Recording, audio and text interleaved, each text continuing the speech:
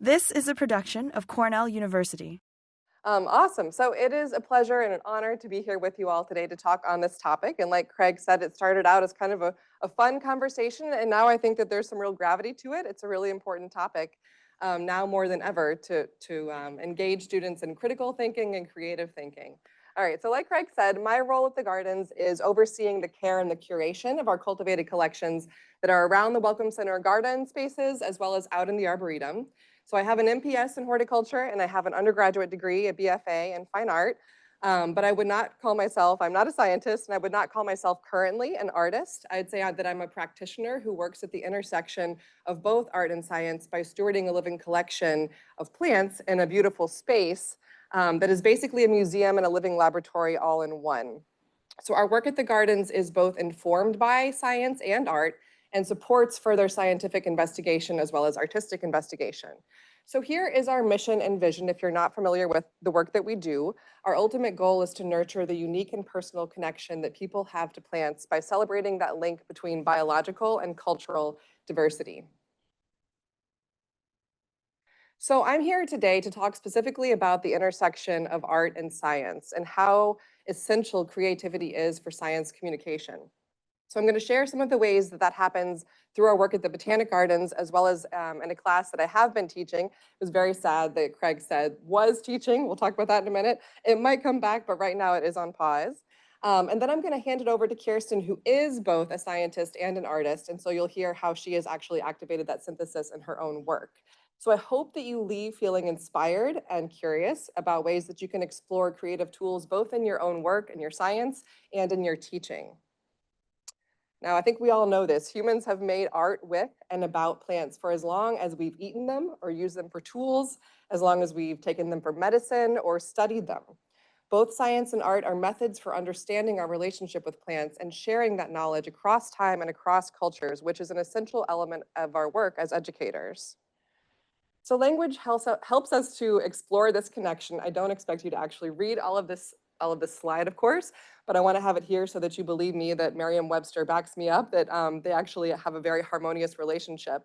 The root of science comes from the meaning, or comes from to make an incision or to cut, to open, to investigate. Art means to put things together. So we use science to open up the world and art to assemble its meaning. The creative process and the scientific method are strikingly similar, as many of you probably know as well. Both begin with observation and asking questions. A scientist forms a hypothesis and tests it. An artist creates and reacts. Both seek understanding and both spark more questions. At the Botanic Gardens, we talk about plants as a medium, like paint or clay. When we're designing inspiring spaces, we often use terms like, color theory. We're talking about color design, textures, contrast, the architecture of the plants, but we're also using vocabulary about insect and plant interactions, ecology, genetic diversity, sustainable landscape functions, and climate resilience. So every single tour that we lead in the gardens includes some aspect of plant biology or evolution, and the visual artistry of the design of the garden space, and the compelling stories of the cultural significance of plants that are in the gardens. So we engage in plant conservation efforts, both ex situ in the cultivated collections and in situ in our natural areas. And we support research as well as the classroom experience. So these are images of our staff and our volunteers and students that engage with us here in the gardens, across the top in our natural areas and across the bottom in our cultivated spaces. How many of you currently actually have a research permit active with the gardens and are working in the garden spaces, or bring your class down? All right, fewer of you than should have raised your hands, but that's still good. It's a few of you. That means there's more opportunity for collaboration. So some examples of the ways that arts, faculty, and students and staff, so AA&P, arts and sciences, some ways they've engaged include, for example, the Eco Shakespeare performance that was at the Gardens last fall. Anyone go to that? Theo Black brought his students here to perform. It was pretty exciting. Obviously, landscape architecture students use the gardens as a living laboratory. They collaborate with us to create exhibits, and they also use the gardens as a site, for example, doing site engineering drawings, developing an ADA compliant pathway. It gives them a space to actually work with that exists in real life. And then artists like Brazilian muralist Eder Muniz and Andy Goldsworthy have used the gardens to create art installations. as a site for them. And then these are just a few of the recent permits that we've issued for research in our cultivated collections. And there's many more happening in natural areas right now as well. So we provide plant material as well as sites for this research to happen. And there is a permit process. So if you do want to collect plant materials or use any plants or sites in the gardens, just reach out and I can help to tell you how that happens. So the synthesis of art and science works so well in plant sciences in particular that a few years ago, the Plant Science Bulletin put out this special issue on art in the botanical sciences. And it's no coincidence that a few of the alumni from plant sciences, Patty Chan and Rosie Glass, anyone here remember them? You do, Marvin? Yeah, so they're very successful. They're now going on and getting their PhDs and focusing on plant science, but they're also artists, and they were guest editors for this issue. The response to the call for entries was so robust that they published a second issue. And there's not time here today to tell you what all is in them, but I encourage you to go look them up. They're available online. I was invited to contribute with an article, and Craig and I collaborated on this about the Art of Horticulture class, which is what I'm going to share more about now. So Plant Science 2010, the Art of Horticulture, it was Plant Hort 2010. When I began my master's in horticulture here at Cornell in 2016, I was very fortunate to connect with Marcia Eames-Sheevely, who I know some of you know. She was a visionary educator and extension faculty member that created the course, The Art of Horticulture, in 2003. So she reassured me that blending art and science wasn't only natural, but it was essential. I came to her as a fine arts major, 10 years or so, less than that, 8 years, working in the field, farming and gardening. And I went to her and said, how are you doing this? How are you synthesizing plant science and teaching students about plants, but also you're an artist? And she said, it's very important because helping students make those connections actually grounds their understanding of the natural world. So this course, The Art of Horticulture, is focused on making art with and inspired by plants. In 2017, fast forward a few more years, I had graduated. Marcia was a planner, and she said, I'm going to retire in a few more years. Would you be interested in taking on this course when I retire? I was thrilled to do that, did not take that lightly. We co-taught for a year or two, and then I took on the course myself when she fully retired. So here's our class out in the Botanic Gardens with Marcia and me over on the side, and Frank Rossi was doing his unit on turf grass science and building a sofa, building an art installation using sod. So over the past 22 years, the course has engaged more than 500 students. And with my role and my involvement, I've been able to integrate the course even more so with the Botanic Gardens. It's housed in SIPS, but it attracts students from across 8 Cornell colleges. Just in the last 3 years, a little snapshot of the kinds of majors that students have. They're coming from engineering, hotel administration, computer science, psychology, and more. So it's for students that have diverse backgrounds and that are heading in all different directions. So the impact of the class really goes beyond just using paint or thinking about plants.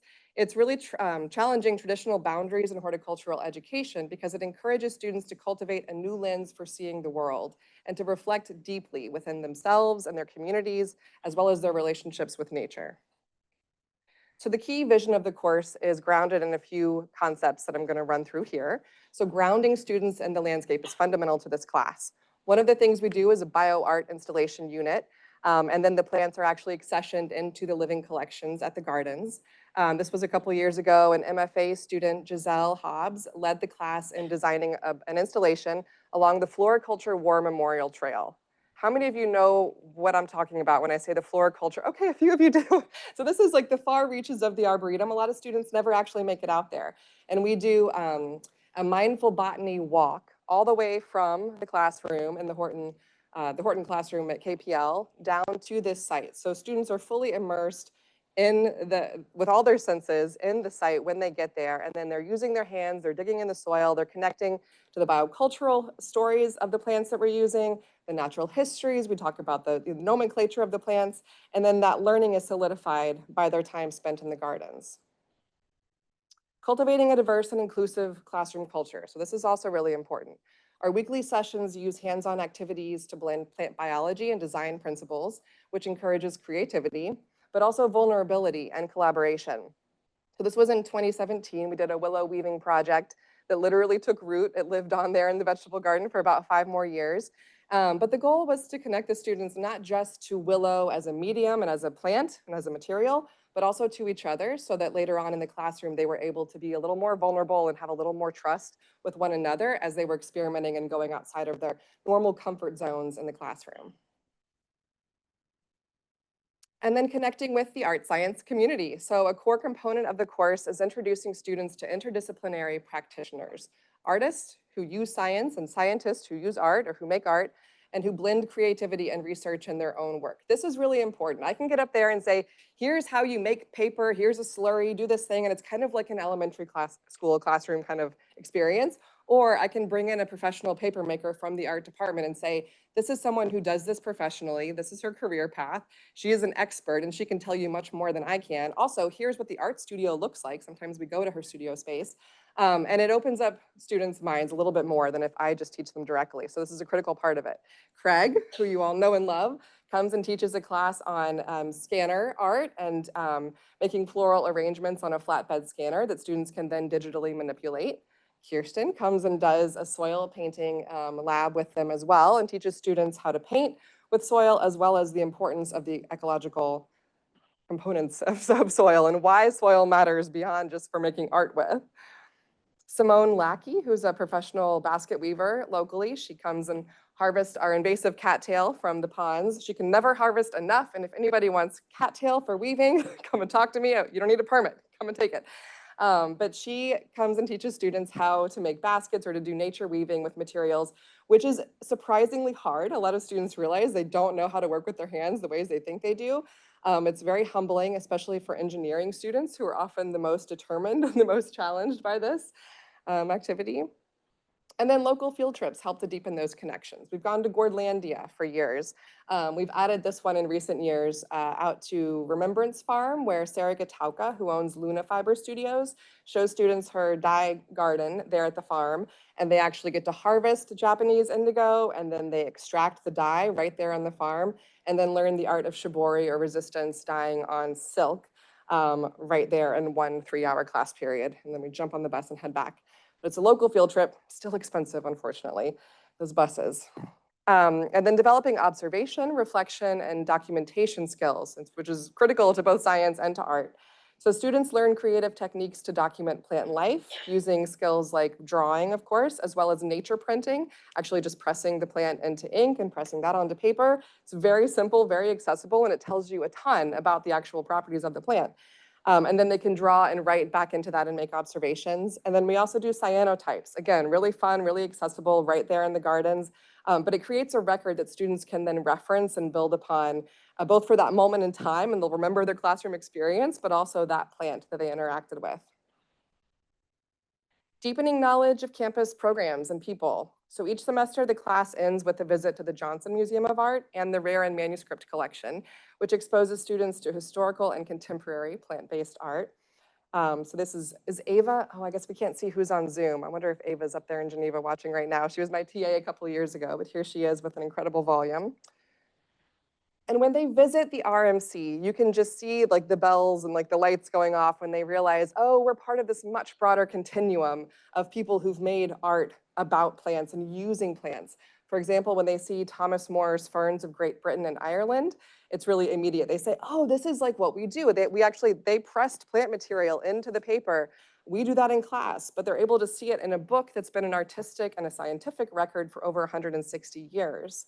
And then they also connect to the live plants they've seen in the Botanic Gardens. So Polisticum aculeatum is a plant we grow. They can see it live today up on Comstock Knoll, and then they see it referenced in the book.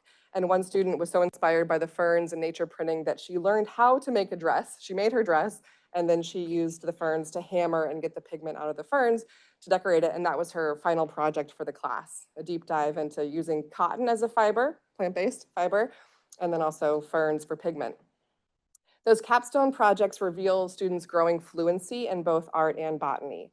So they have to describe their work using plant nomenclature, morphological characteristics, ethnobotanical uses, and the plant life cycles. And that demonstrates not only artistic growth, but at least a basic horticultural understanding. Remember, some of these students are not from the plant sciences or the art world. And so this is the first time they've ever had to do this with plants. That's actually life-changing for some of these students. I know this is anecdotal, I'll have a little more evidence later, but it's still, you can just see people kind of turning and how they're thinking about their own major and the work they want to go on to do. And they often bring their own expertise in with them. The engineering student that I showed with the cattail weaving actually was using his lab in engineering to do these elaborate epoxy castings of, he would use plant parts to make insects. And his professor came in and was like, "What on earth are you doing?" And he was like, "This is really important, it's for this guy." And he became completely obsessed with insects and with plants because of that experience. And so this is just one of many quotes I have from students' final reflections. I've gained lessons not only about the intersection of art and science, but also about reflecting on myself, taking time to look at the natural world around me, connecting with my peers, using my voice with intention, and trying things that scare me. So it's a lot more than just a fun art and science-based class. And students also have to do readings and reflective writing throughout the course of the semester as well. So they're really connecting all the parts. And then when they do their final capstone project, you see how all the pieces fit together for them. We know that now more than ever, we need to foster students who think creatively and critically and who are connected to nature and to each other. It's extremely important right now. So after 22 years, this course was cut this fall for budget reasons, along with many other wonderful courses and research and resources. So this is not I'm not up here to sob about that. It is making me realize that there's other ways to integrate this kind of learning and this kind of hands-on activity at the Botanic Gardens with many different courses. So if you have ideas or thoughts, let's talk. I would love to talk more. If you also want to explore this idea further, I invite you to go to the RMC right now where they have plant-based botanical innovations from paper to poison. It's up for about a year. The curator of this exhibit was inspired by the materials that she was pulling each year for this class, as well as an art class that uses plants. And she said, we should have a whole exhibit focused on plant-based art that we have here, not only in the RMC, but also in the herbarium or specimens that we have from the herbarium and the insect collection. So if you go see this exhibit, for example, you can see examples of oak galls that are used to make iron gall ink, a 15th century example of iron gall ink in action. And actually our Declaration of Independence and the Constitution are written in iron gall ink. Fun fact, most things were back then.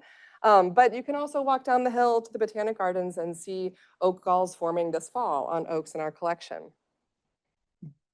We don't make iron gall ink in my class, but we do use plant-based pigments to make inks. So here's a student with pokeweed, my favorite weed. It's a beautiful weed. It shouldn't be a weed, but Phytolacca americana, an illustration of the plant with the dye from the plant. And then a student in our Learning by Leading program who did the same thing with walnut hulls and making walnut ink.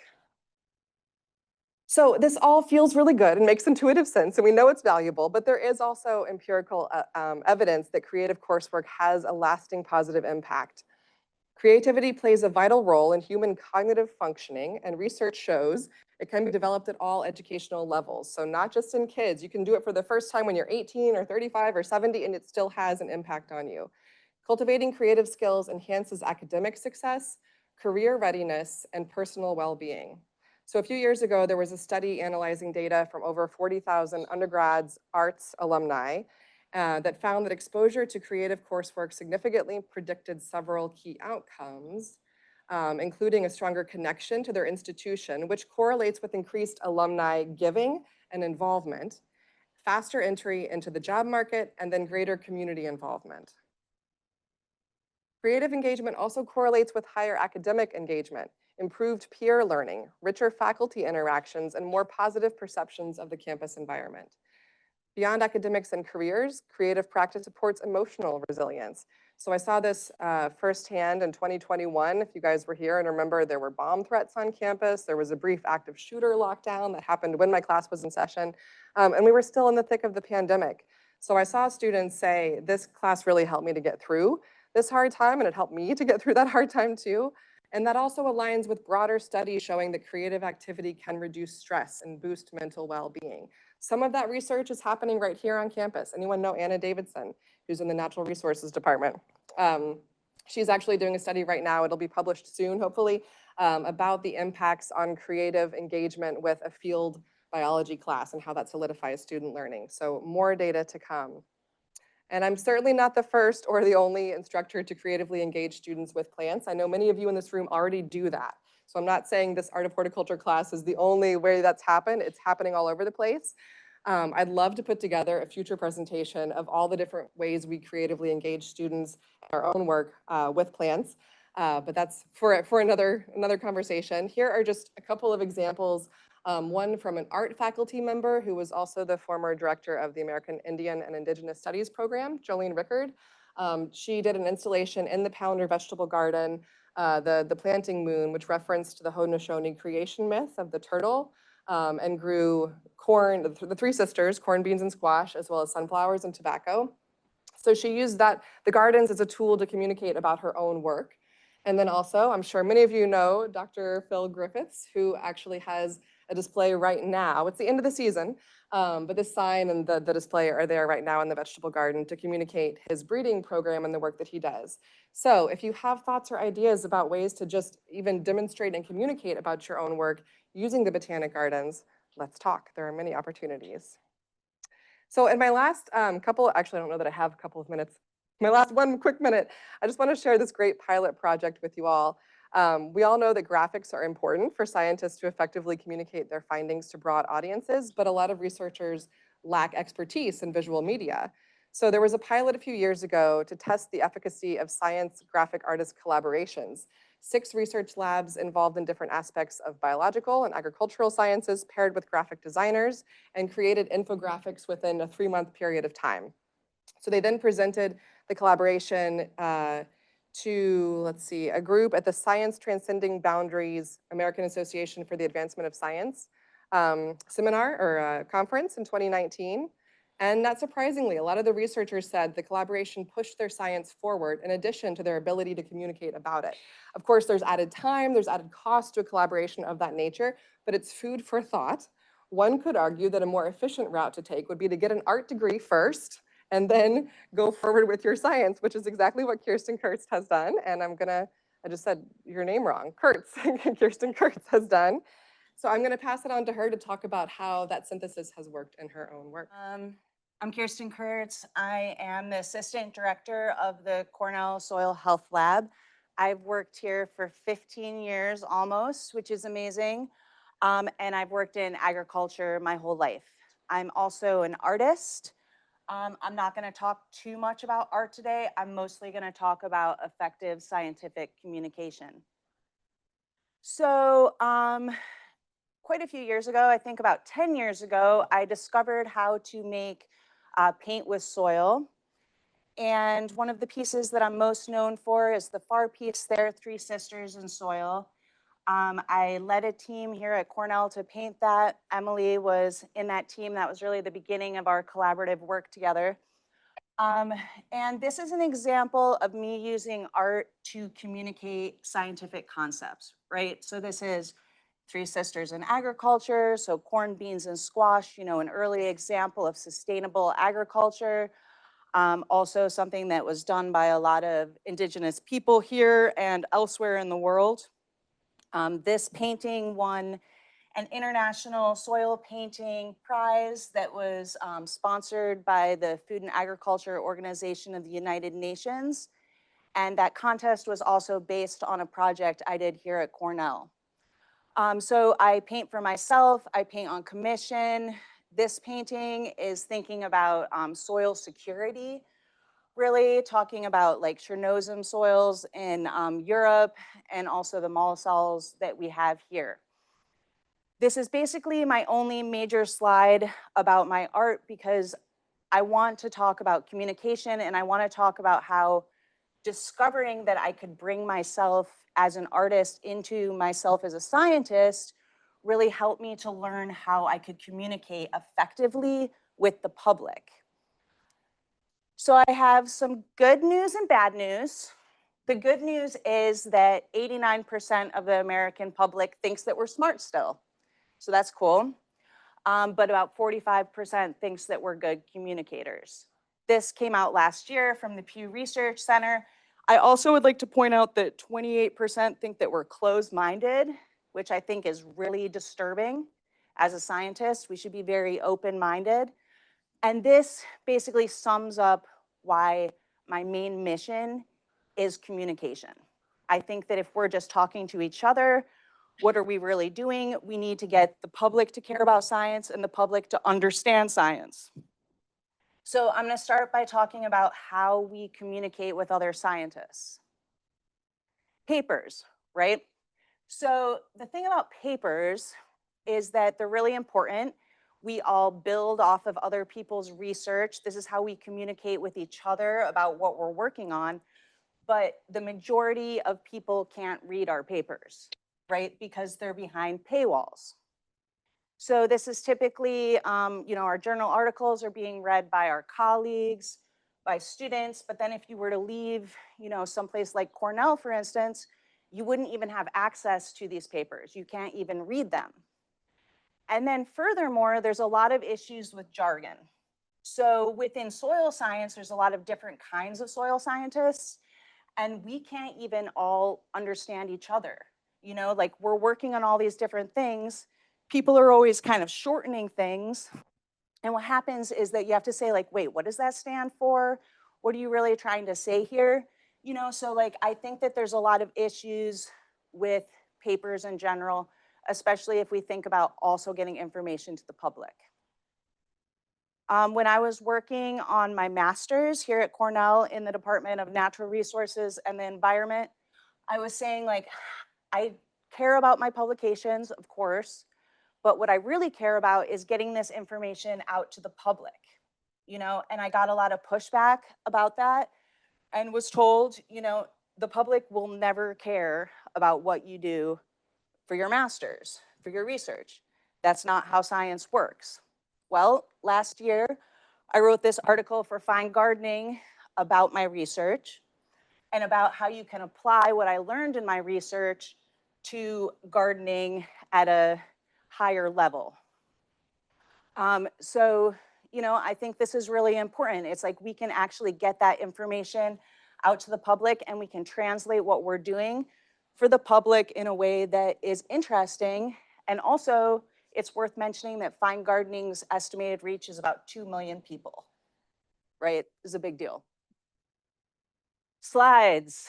Okay, please don't read this slide because it goes against my whole point, but I spend a lot of time going to talks and I'm really picky about talks. And I can't tell you how much time I've spent, and I know you all have, watching people read their bullet points. This is really not an effective communication method. You can't read and listen at the same time. This is a fact. So really, there's a lot of better ways that we could be communicating, namely like memorize your talks, right? So I recommend thinking about a TED Talk approach. I've given a lot of talks where I don't have any words at all, and I just choose like a header and an image that's going to remind me, so this one usually I'll use if I'm talking about the lab or what have you. So it's like people are actually focusing on what I'm talking about and not trying to read my bullet points. Field days. So we've all spent a lot of time in field days. Any kind of weather, you're standing around, you're cold, it might be raining, and you're listening to professors or graduate students talk about their research, point at their possibly not even successful crops from that year, and kind of tell you what they learned. And I like field days. I learn a lot going to field days, but I think it'd be a lot more effective if we were encouraging conversations, right? So like thinking about like maybe lecturing for half of the field day and the other half like making space for people to talk to each other, because a lot of times farmers are really busy, we're all really busy, and we don't have that chance to like come together, see how we could collaborate that's not just like over a meal. And then of course, websites and fact sheets, right? So like some examples here of this website, it's very traditional, scientific website showing someone looking at a microscope, looking very labby. And then we have this like, actually a pretty decent cover crop fact sheet. But as you can see, there's one picture that doesn't even say anything about cover crops to me, and just tons and tons of words.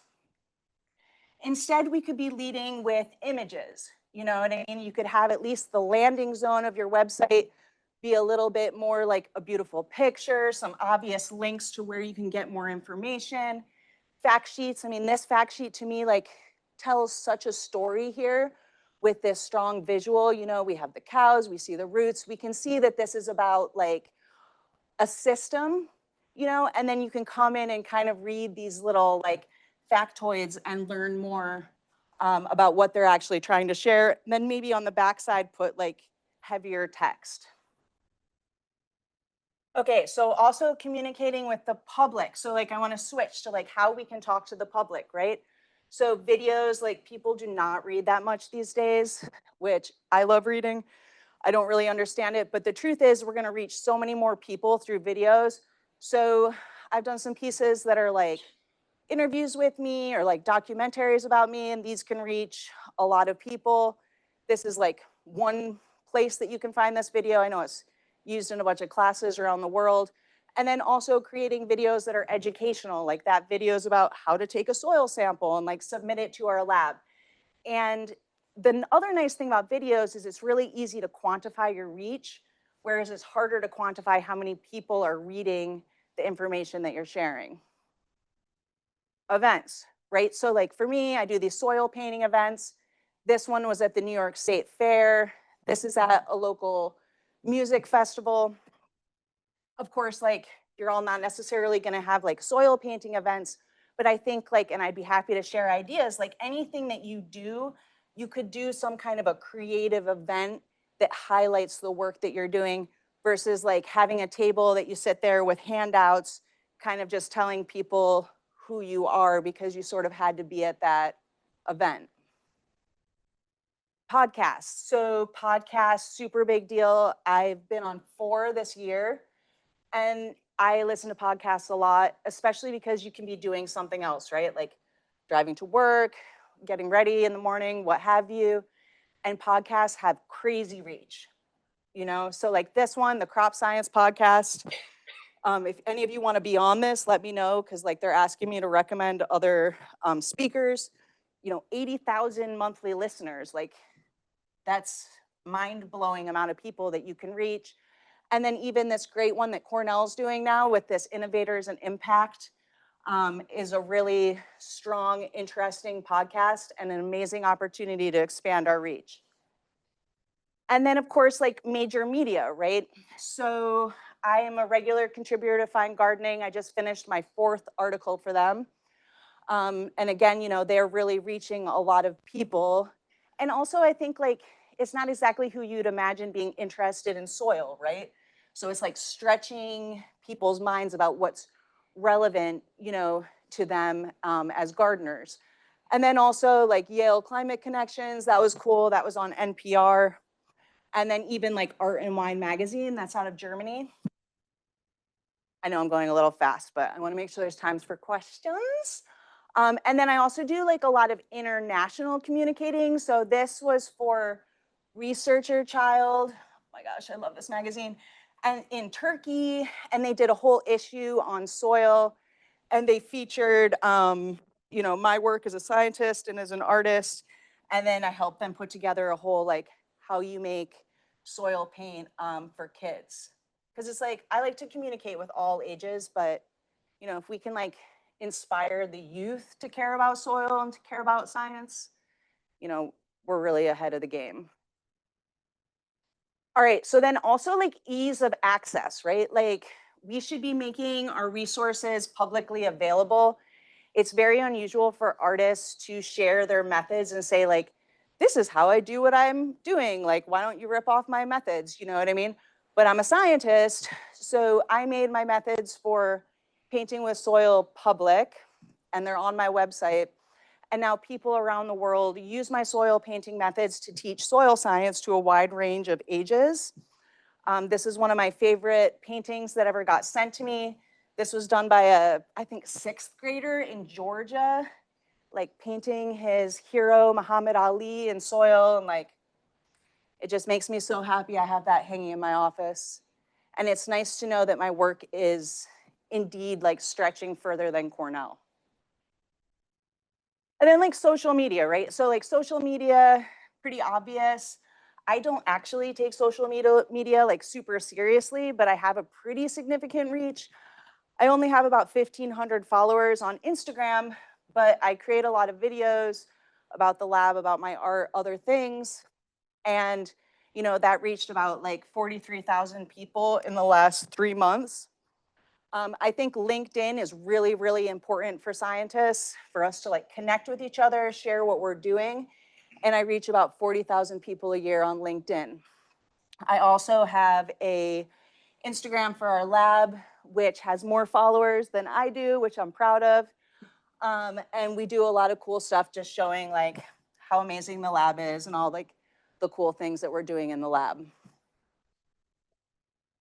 Okay, so these paintings are of farm workers using soil that they farm in the Hudson River Valley. And this company, this advertising company in New York City asked me to do these paintings. And when they asked me, I was like super busy.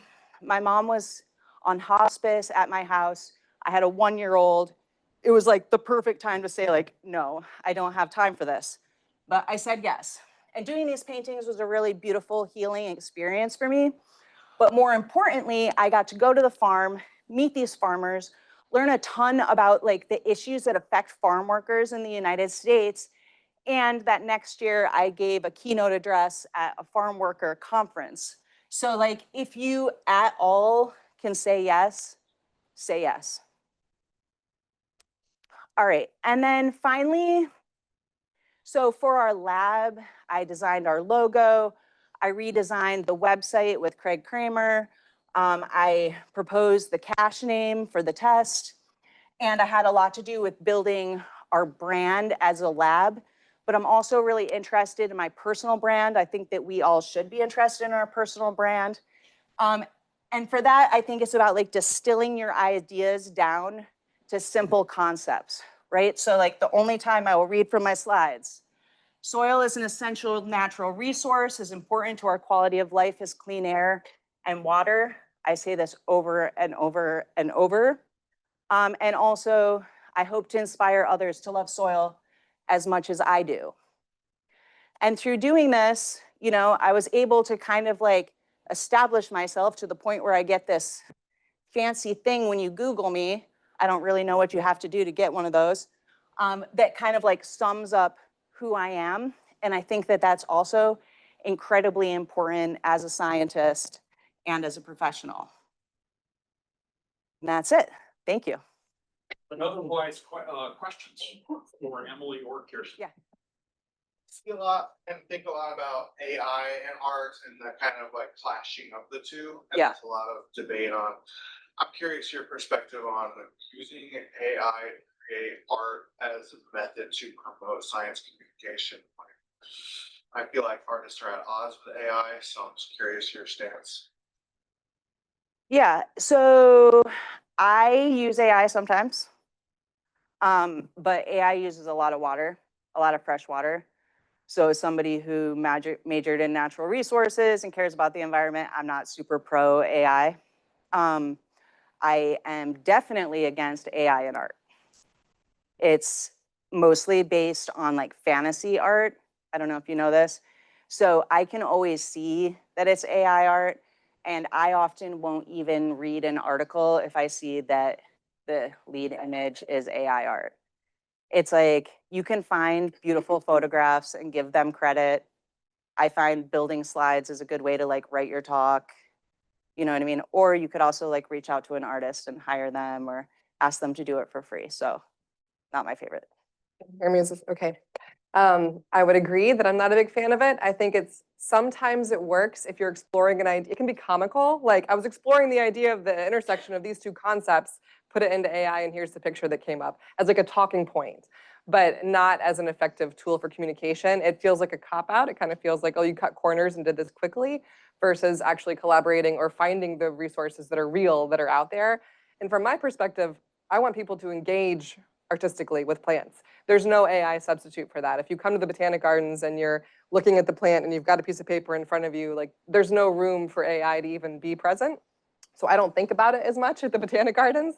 But I would say when I see scientists use it to communicate. It doesn't, I don't think, oh, what a beautiful image, that's so effective. I think, oh, they kind of cut a corner, and then I'm caught up thinking about the AI and not their work, personally.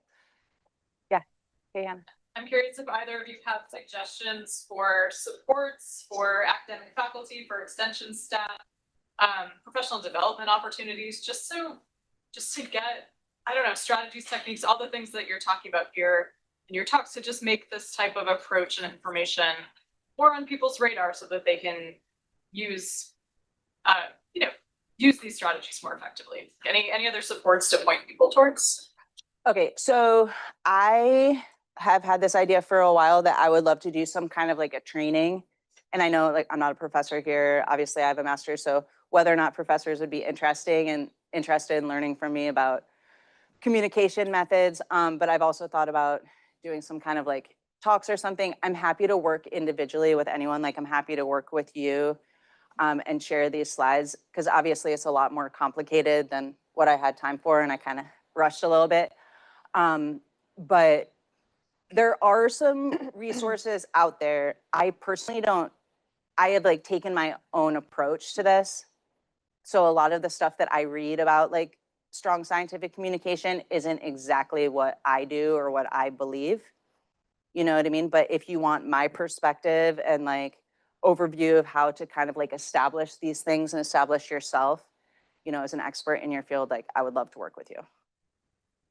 Thanks. Yeah, Kirsten, we've worked together enough for you to know that this type of approach comes pretty naturally to me. And I see that it's one of the first places that gets squeezed out under time crunch and too many things on plates and whatnot. So yeah.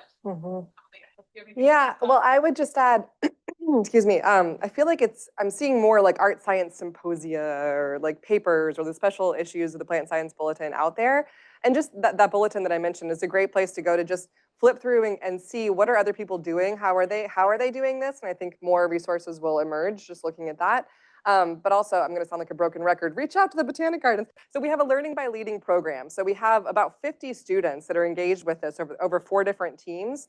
And 2 of those teams, the garden ambassadors and the youth education teams, are specifically trying to engage people creatively with the Botanic Garden. So it's not all about art and plants, but that ends up being the tool they use a lot, creativity or engaging artistically with the gardens.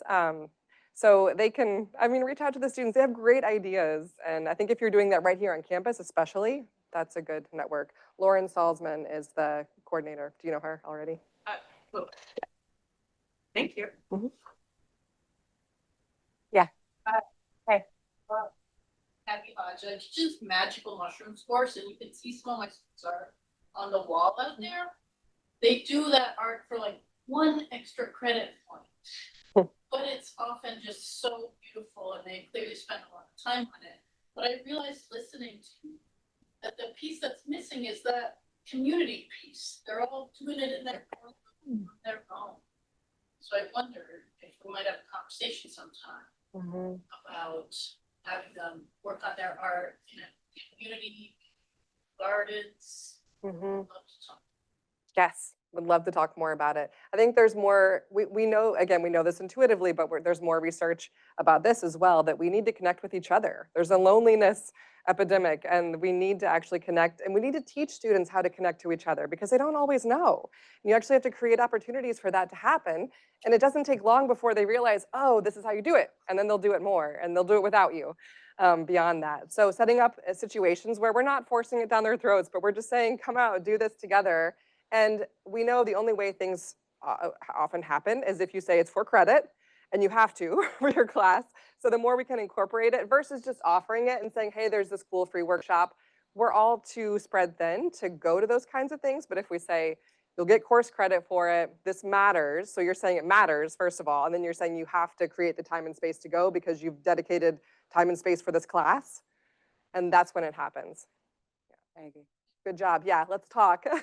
You've been doing this for a long time. I love that you engage students creatively already. So yeah, more room for collaboration. Should we check the chat again? Oh yeah. Hannah Frank, do you have tips for flexing creativity muscles in scientific roles and or honing artistic skills? Yeah, so practice makes perfect, right? So as far as like artistic skills, there's no shortcut. I saw this really annoying commercial the other day saying that like Google AI could teach you how to be an artist. It made me so annoyed. But so with art, like just with the same as science, like it just takes like repetition, practice, like spending your time and your energy working on it. And then as far as like creativity muscles and scientific roles, I think that it's about thinking about new ways to approach teaching and also creating that like collaborative space. Like basically what Kathy was just talking about, like you have to kind of like bring people together, make it an event, make it more casual. Like when I hold soil painting events, I'm not really talking. I mean, I've done it with Emily. I just kind of walk around. I'm there if somebody wants to ask a question, you know what I mean? So it's like giving people the space to be creative. Yeah, I love to quote Arthur Ashe, the tennis player, who said, well, I'm going to get it in the wrong order, but start where you are, use what you have, do what you can. And I just think that's so important to everything, but especially the creative engagement. Like, don't feel like you have to have an SOP. I mean, you made a beautiful SOP, but you don't have to have that. Like, just start with where you are and what you have. But I also, if there's time, would love to turn that question actually back to the audience and to hear what resources you have, or how do you do this? Many of you are already doing it. What do you suggest? What would you like to share with this group who's here for this topic right now from your own experiences? I think that similar to how the Botanical Gardens is modeling teaching for the community, a lot of different levels. Program Extension does the same thing, probably is teaching at least a small fraction of what you study to the public. Through workshops, presentation, kids activities. I think since a lot of professors have an extension appointment and often maybe are called to speak to the public, I bet there's something professors could gain back. And how are y'all's research being used and spread out? I feel like that could be an interesting model to learn back from. I also think that we at Garden-Based Learning have commissioned artists for some of our projects. I was curious if there's some place that we are recording artists that Cornell professors have worked with. How can we like make it easier to promote like ethical art for science? I don't know if we have a place for that. Ethical art for science. That sounds like a symposium that we need to have here on campus. Anyone have the answer to that question? Is there a place you can go, a resource to find out which artists and scientists are already collaborating, or good local resources for artist-scientist connections? That sounds like a good collaboration with the Johnson. Because they would probably know. And the Johnson's been really supportive of my work. And I think really supportive, you know, obviously also of Emily's work, you know, so that comes to where like the cross-departmental strengths, you know, I'm so proud to be from a place that's like any person, any study, right? And I think that we need to be leaning into that a little bit more. So I know that there's some people there that would be interested in compiling that type of a list. That's a really, really good idea. All right, time's up. Thanks, guys. Thank you. This has been a production of Cornell University, on the web at cornell.edu.